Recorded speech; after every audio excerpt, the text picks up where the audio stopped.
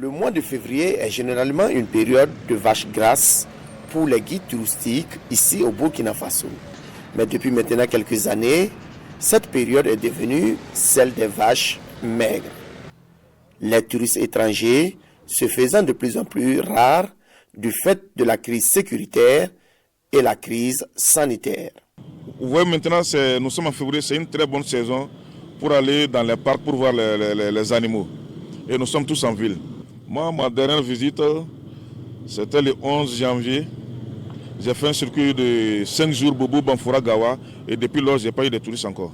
De nos jours, le tourisme national s'intensifie de plus en plus. Cependant, le hic est que ce genre de tourisme, pour le moment, ne profite pas assez aux guides touristiques. Le touriste burkinabé n'a pas la culture de leur faire recours. Le tourisme burkinabé ne s'intéresse pas aux guides touristiques locaux. Mettez-vous à ma place. Nous, vous montez un projet avec des associations, vous déposez dans des services.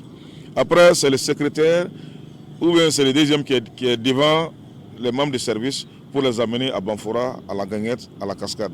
Et les guides sont là sans travail. Le musée communal Sogusira Sanou de Bobo Dioulasso est l'un des sites touristiques qui regorge la ville de Sia.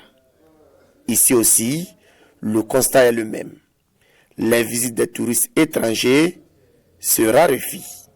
Comme on a peint notre pays en rouge, ça fait que c'est rare que des touristes internationaux viennent au musée, sauf vraiment ceux qui prennent leur courage en main et qui viennent ici. En ce 21 février, le monde commémore la journée internationale des guides touristiques.